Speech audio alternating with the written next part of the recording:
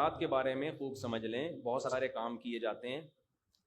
اس رات کے بارے میں یہ کہا جاتا ہے عبادت کی فضیلت ہے، ایک بات یہ ہو گئی۔ دوسری بات یہ بتائی جاتی ہے کہ اس رات قبرستان جانا چاہیے۔ تیسری بات یہ بتائی جاتی ہے اس رات تقدیر کے فیصلے ہوتے ہیں۔ چوتھی بات یہ بتائی جاتی ہے اس رات قرآن نازل ہوا ہے۔ پانچویں بات یہ بتائی جاتی ہے کہ اس رات میں پٹاخے وٹاخے، یا چھٹی یہ کہ نہانا دھونا چاہیے۔ ساتویں یہ کہ کوئی میٹھا میٹھا کھانا چاہیے، کھلانا چاہیے، برکت ہوتی ہے رزق میں۔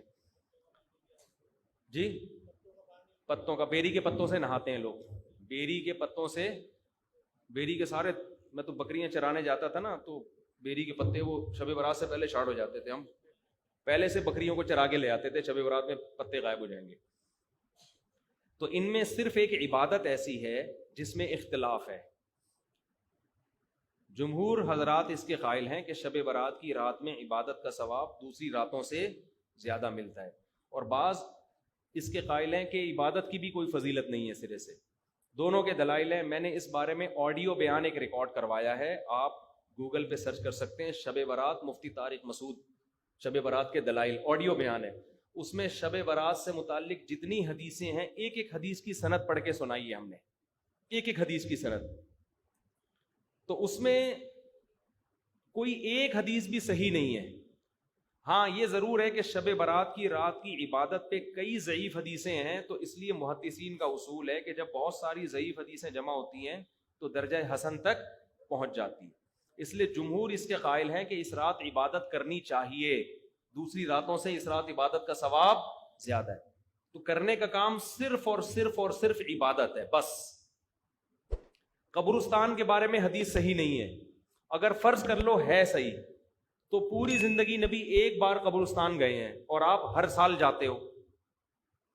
پھر نبی اکیلے گئے ہیں چپکے سے رات کے اندھیرے میں، آپ جتھے بنا کے جاتے ہو، اور اندھیرے نہیں، وہاں لائٹنگ ہوتی ہے، تو یہ سنت تھوڑی ہے، تو خلاف سنت ہو گیا نا۔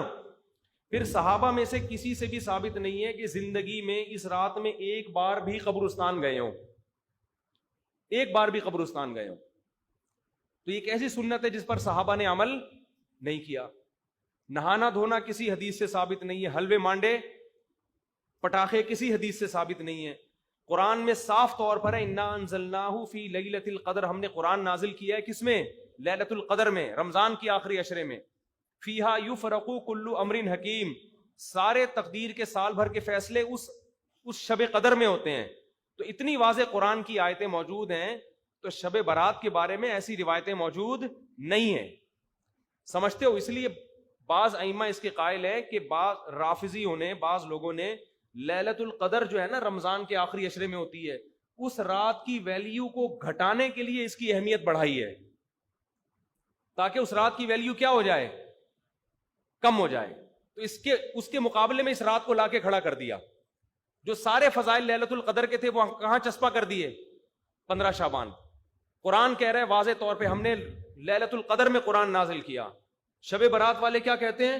15 شعبان کو نازل کیا، وہ کہتے ہیں اس میں بھی کیا، اس میں بھی کیا، پھر تعویلات کی جاتی ہیں۔ لیکن ایک بات قرآن اتنے واضح انداز میں بیان کر رہے ہیں، تو جو فضیلت جس رات کو حاصل ہے وہ اسی رات کو دینی چاہیے۔ تو 15 شعبان کو صرف اتنا اگر کرنا ہے تو صرف انفرادی طور پر عبادت کی جائے، اس کا بھی کوئی مخصوص طریقہ نہیں ہے۔ تو باقی یہ قبرستان والی جانے والی بات بھی کمزور ہے، اور اس رات میں فیصلوں والی اور حلوے مانڈے اور تہوار تو رات کو اسلام میں ہوتے ہی نہیں ہیں، اسلامی تہوار تو دن میں ہوتے ہیں۔